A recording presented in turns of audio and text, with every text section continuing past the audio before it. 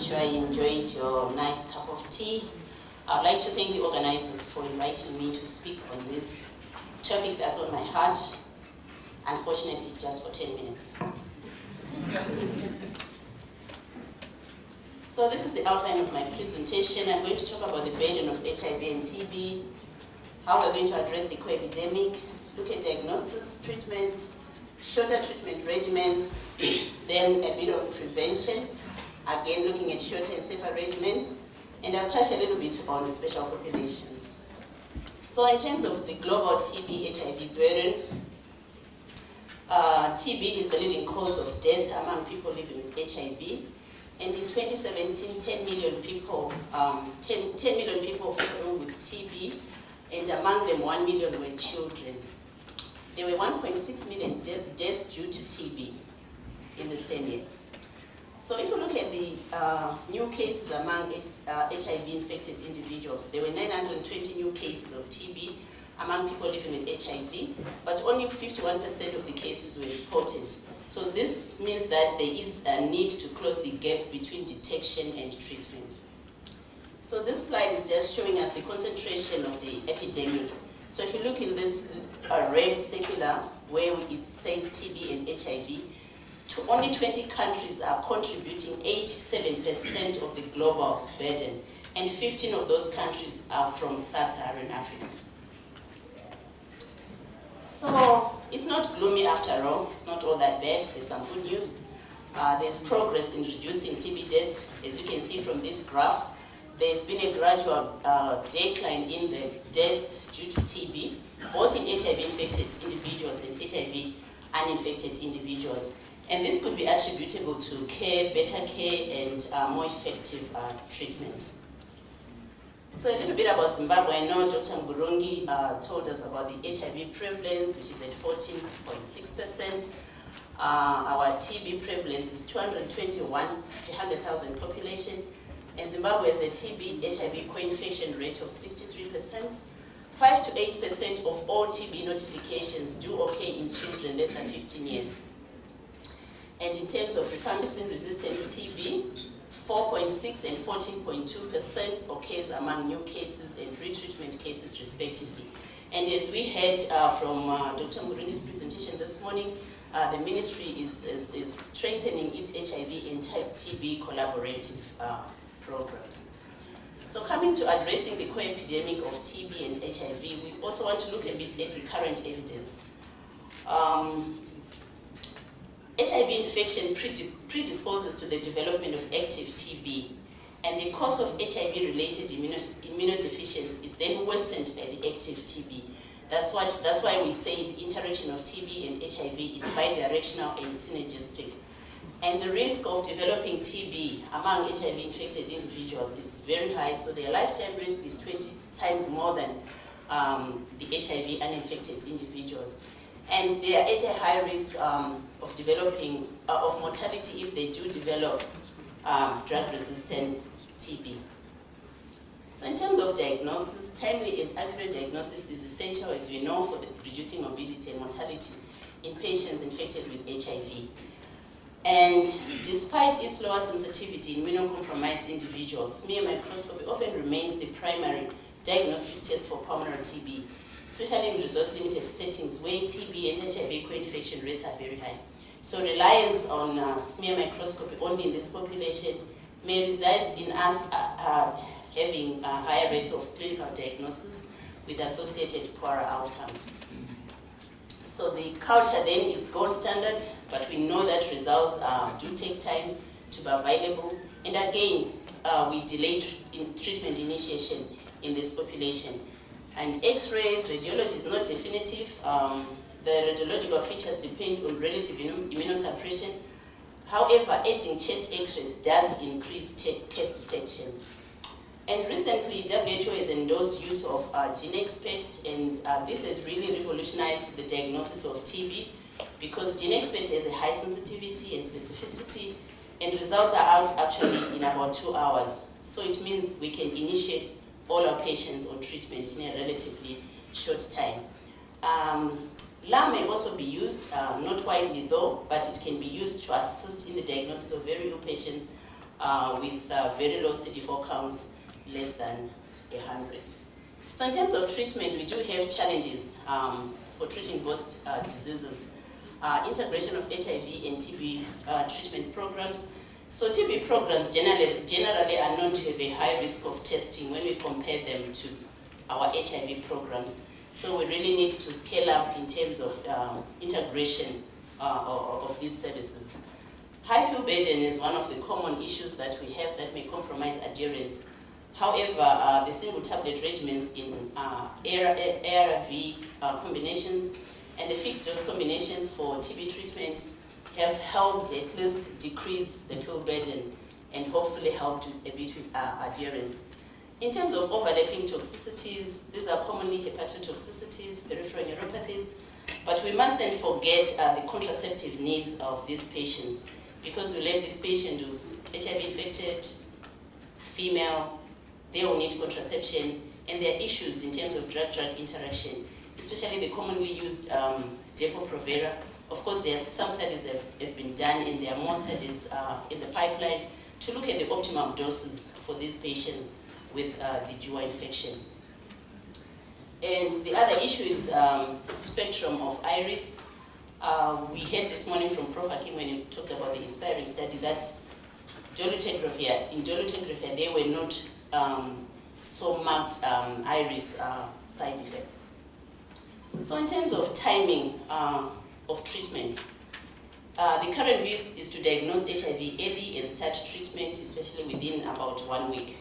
So 3 sentinel studies, the Camellia study, the SAPIT and the STRIDE studies, concluded that for severely immunocompromised patients with CD4 counts of less than 50, antiretroviral therapy treatment should be started as a matter of urgency and as soon as possible. So I'll pose a question to the group here. What do we do in the area of test and treat? What is it that we should be doing? So dolutegravir is being rolled out in many settings where TB is common, and we know that there are few treatment options for patients with TB HIV co-infection. And efavirenz is the common drug that we use in this population. We heard in the morning that rifampicin reduces concentration of dolutegravir, but results from the inspiring study were actually inspiring to us, because we are now comfortable giving 50 milligrams of dolutegravir in this population, in these patients with co-infection. So looking at shorter TB treatment regimens, we know that the current TB regimen is, in drug-sensitive TB, is 6 months. But shorter regimens may improve adherence, may improve treatment completion rates, it may also improve treatment outcomes. So 2 recent trials evaluating efficacy of a 4-month fluoroquinolone-containing regimens, we know the REMOX and the Oflotube trials, they failed to show favorable outcomes when they were compared to the 6-month regimen. However, there's a new phase 3 rifampicin-based treatment shortening trial, which we are participating in here in Zimbabwe.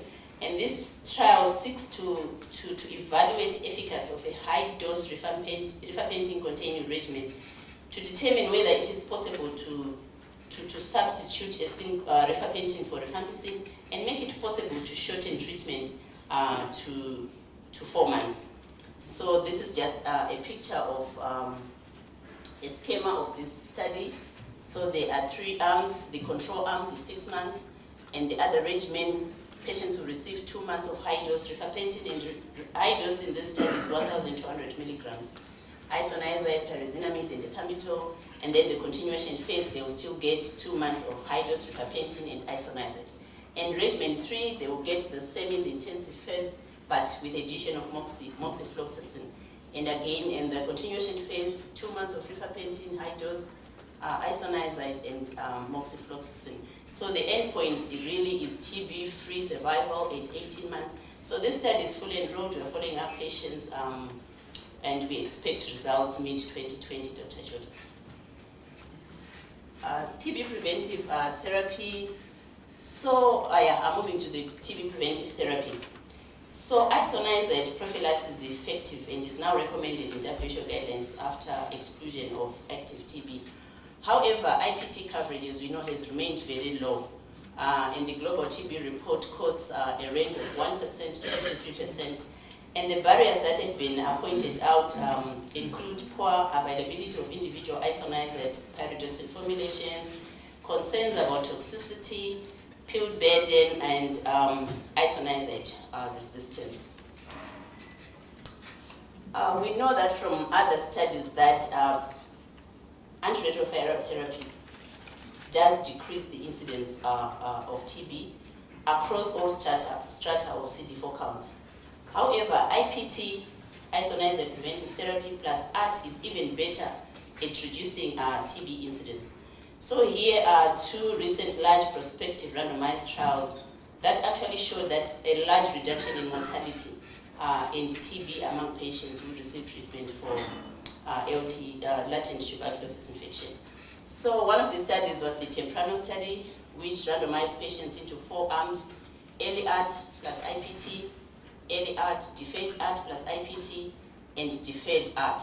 So as you can see on this graph to the right, in blue there, those patients that were randomized to early ART, the events were actually 5.7% compared to 14.1%. And in the long-term follow-up of the Temprano study, they actually found out that the effect of 6 months IPT on reducing mortality was actually maintained even after adjusting for antiretroviral therapy and the baseline CD4 count. And the other study was the reality study, which we also conducted here in Zimbabwe together with Uganda, Malawi, and Kenya, where they enrolled adults and children with very low CD4 counts of 100 cells and randomized them into 2 arms. With the first arm was ART plus enhanced prophylaxis, and the second arm was randomized to standard prophylaxis.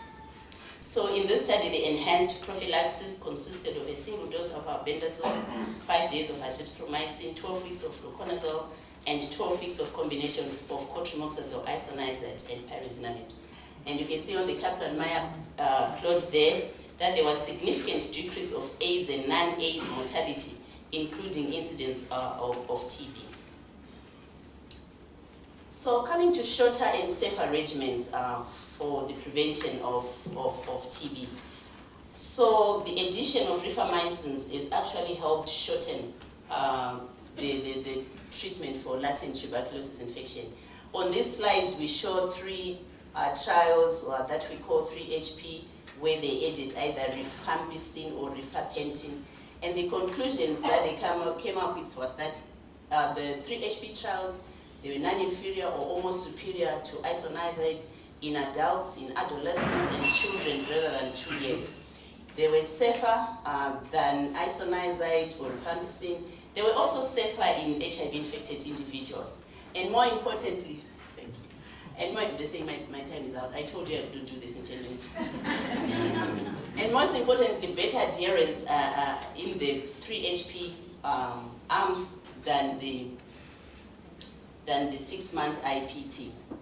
So I couldn't live without talking about this. Most recently, we have a study that we have conducted, ultra-short course, once daily rifampicin with isoniazid. So really we called it the BRIEF TB trial, where we enrolled 300 HIV-infected individuals. The majority were from low and middle income countries. Median CD4 count 470, 50% of them were female, and the majority of the patients were on efavirenz-based regimens.